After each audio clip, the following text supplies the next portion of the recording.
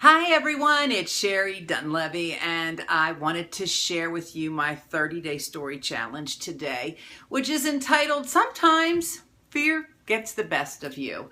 The first time that I can really remember wanting something really badly and talking myself out of it, letting my fears get the best of me, was in college. Now, many of you may or may not know me as a former television news anchor or even a radio talk show host. But back when I was in college at Kent State University in 1980, I remember there was a sign posted that there were going to be auditions that day for the campus newscast, TV2.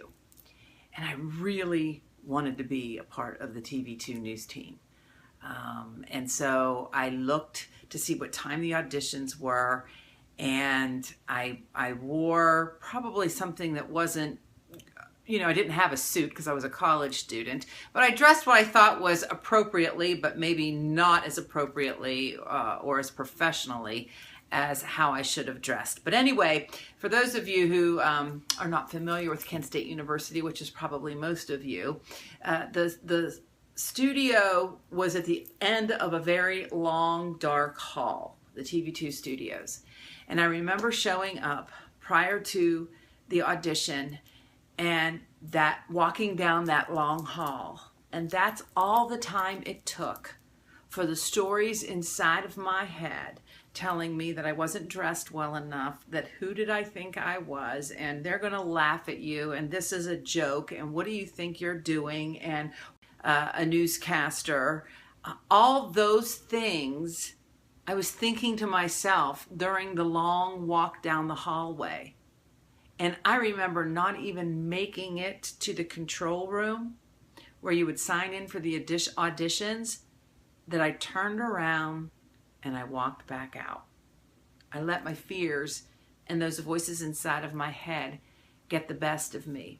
And I have to tell you what, those voices and that decision haunted me for an entire semester. I was so upset with myself when I saw that there were just normal people like me who were going to those auditions, that were just as inexperienced as me going to those auditions, and people with less experience than me that were actually getting positions on the television station. I could have kicked myself. I so could have done that. I so could have been a part of that news crew. And I let myself stop me. Those voices inside my head. But here's what I can tell you about that. That drove me to make sure that I auditioned the next time. And I told those voices to shut up. I was just going to roll the dice and take my chance. And you know what? I think that's what we need to do. We fail at life every day. Sometimes we face our fears and we step forward, and sometimes we face our fears and we step back. It's like being on the high dive. Do you remember that when you were a little kid? And you get up there, and I was a lifeguard. I remember these kids would get up there and they would be shaking and they would be standing on the edge of that diving board. And when you jumped in, the jubilation and the exhilaration and the, oh my gosh, I did it, you could see that on their face. But then you could see the ones that would back up and turn around and slowly make their way down, and you knew they were so disappointed in themselves. They just didn't have the courage. Well, you know what? I want to encourage you. That may be the case now, but it doesn't always have to be the case.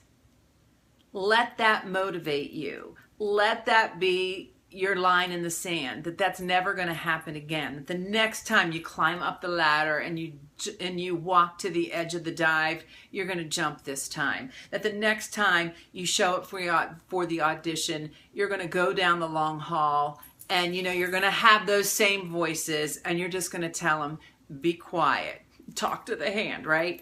Tell them that's enough. You're going to do this anyway, because you know what? Win or lose, success or failure, either way, it's going to be a great learning experience. So I hope that you can take that away. We're not always going to be able to overcome our fears, but we can let them motivate us so that the next time we take that step. I hope you like today's story challenge. I'm going to have another one for you tomorrow. And if you do like it, would you share it? I'd love it. And also, I want to ask you, go to my page on Facebook, Sherry Dunlevy, and like it. I'd really appreciate it. Thanks, everyone. Have a great day, and I'll have another story for you tomorrow.